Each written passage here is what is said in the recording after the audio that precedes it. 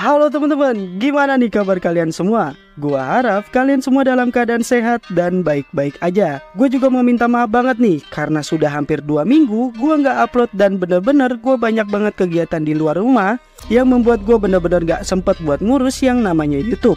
Meskipun demikian, gue harap kalian bisa tetap enjoy di waktu luang kalian. Nah, karena episode ke-18 dan ke-19-nya udah rilis, jadi seperti biasa di video kali ini gue akan menceritakan alur dan hal-hal menarik yang ada di kedua episode tersebut. So, tanpa basa-basi lagi, langsung aja kita mulai. Ntar kena copyright lagi bikin lagu opening apa ya? Welcome to my channel, welcome to my channel, welcome to my channel, ya!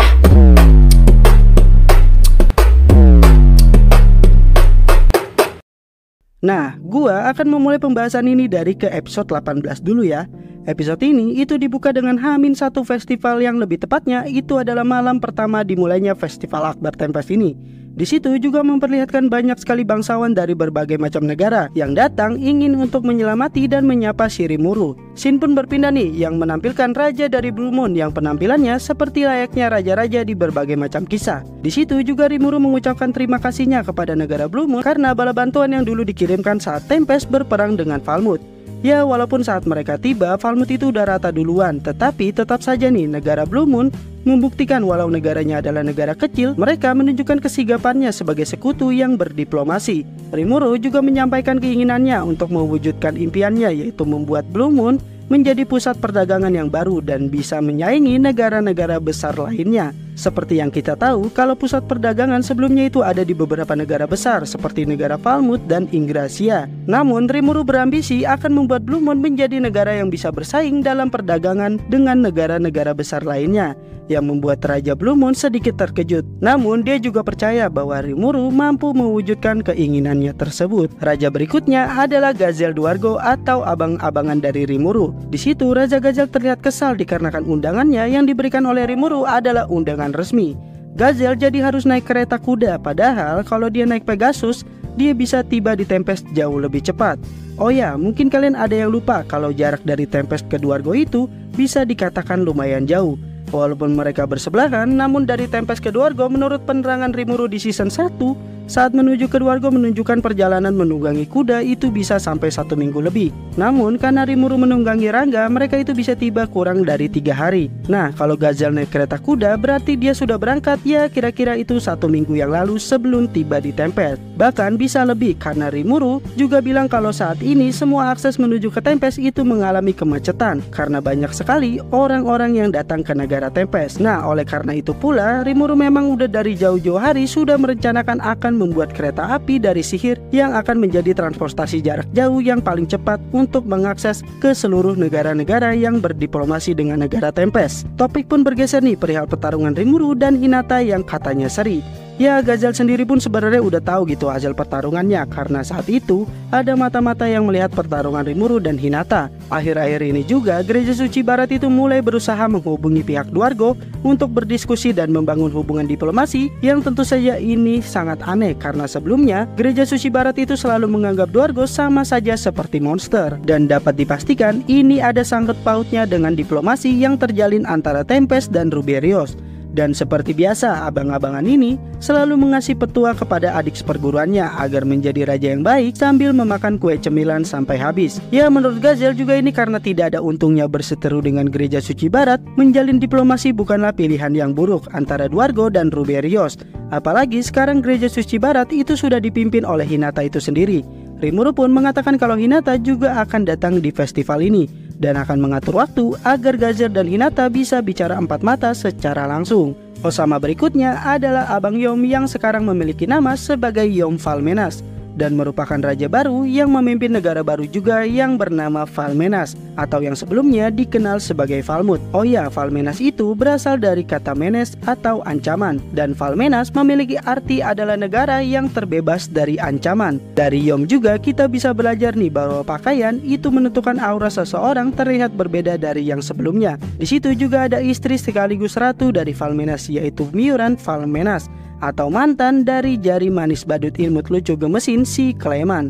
Karena meskipun dia monster, Clayman selalu mengatur Miyuran untuk mengatur kastel Clayman dan menjadikan Miyuran menjadi memiliki pengalaman dalam mengatur suatu negara. Di situ juga ada Gauss yang masih cinta mampus dan menunggu Miyuran menjadi janda. Gauss juga ditunjuk menjadi kepala militer Valmenas meskipun statusnya sekarang masihlah bawahan dari Carrion itu sendiri. Di situ juga menampilkan bocah yang bernama Edgard yang merupakan ajudan pribadi dari Yom dan merupakan anak dari mantan raja, yaitu adalah Edomalis, yang meskipun Edgard masih anak-anak, Yom berencana akan menjadikan Edgard sebagai putra mahkota atau calon raja selanjutnya setelah Yom. Jadi bisa dibilang kerajaan Falmouth itu tidak benar-benar runtuh karena akan kembali ke tangan anak dari Edomalis itu sendiri. Rimuru juga memberikan hadiah kepada Yom karena mau mengisi peran sebagai raja dari rencananya. Hadiah tersebut adalah bebasnya semua rampasan perang atau hutang ganti rugi perang yang sebelumnya diminta Diablo sejumlah 10.000 koin emas bintang. Dan karena Falmouth baru membayar sekitar 1.500 koin emas bintang, bisa dibilang hutang negara Falmouth itu masih ada di sekitar 8.500 koin emas bintang lagi. Nah, buat kalian yang gak tahu, satu koin emas bintang itu adalah 100 juta yen. Dan kalau dirupiahkan, tinggal kalian tambahkan 2 aja nolnya, berarti sekitar 10 miliar rupiah. Nah, itu adalah satu koin emas bintang. Nah, sekarang kalian tinggal kalikan lagi 10 miliar dikali 8.500. Berarti sisa hutang negara Falmouth ada di angka 85 triliun rupiah. Ya, gue sih nggak pernah lihat duit sebanyak itu ya. Cuma lihat nolnya aja, gue tuh udah puyeng duluan gitu. Mungkin karena gue orang miskin kali ya. But anyway, semua hutang negara Falmouth dibebaskan yang tentu saja membuat Edgar sangat terkejut. Ini bukan hanya masalah negaranya yang terbebas dari hutang, namun menjadikan Yom adalah raja yang sangat bisa diandalkan karena bisa bernegosiasi dengan Raja Iblis Rimuru.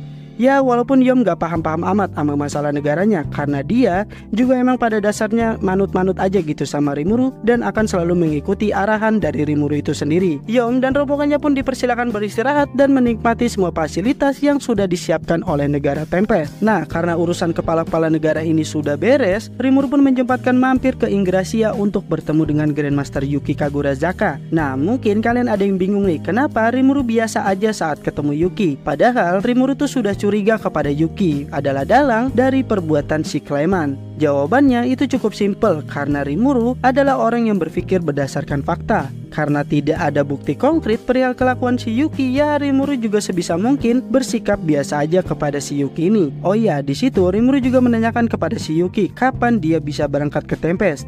Mau di hari kedua apa di hari ketiga? Si Yuki pun yang memang terkenal sibuk ternyata sudah berkemas dan siap untuk berangkat sekarang ke Tempest, dan semua urusannya itu akan diserahkan kepada bawahannya yaitu Cagalli. Di situ juga Cagalli berkenalan dengan Rimuru dan menyatakan kalau dirinya adalah seorang penjelajah dungeon. Cagalli juga mengatakan kalau dia juga baru kembali dari dungeon yang ada di daerah Tandus yang berseberangan dengan wilayah kekuasaan Raja Iblis Dagrul. Rimuru pun menjadi penasaran dan membicarakan perihal dungeon karena dia berhasil menemukan dungeon yang ada di wilayah kekuasaan Clayman di G-Stab. Sejujurnya Rimuru juga tidak ingin menguasai harta yang ada di dungeon, melainkan Rimuru itu ingin tahu perihal masa lalu, seperti apa orang yang ada di masa lalu dan kenapa mereka bisa musnah. Sepertinya itu lebih menghargai suatu peninggalan orang-orang terdahulu. Ya, karena udah terlanjur ngomong, Rimuru pun jadi mau nggak mau meminta bantuan Cagalli untuk menjelajah dungeon di G-Stab ini. Nah, yang menarik di sini adalah kepintaran Cagalli dalam memainkan suatu objek pembicaraan.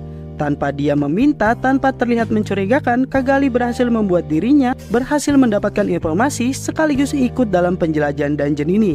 Ya, bisa dibilang this bitch is kinda smart.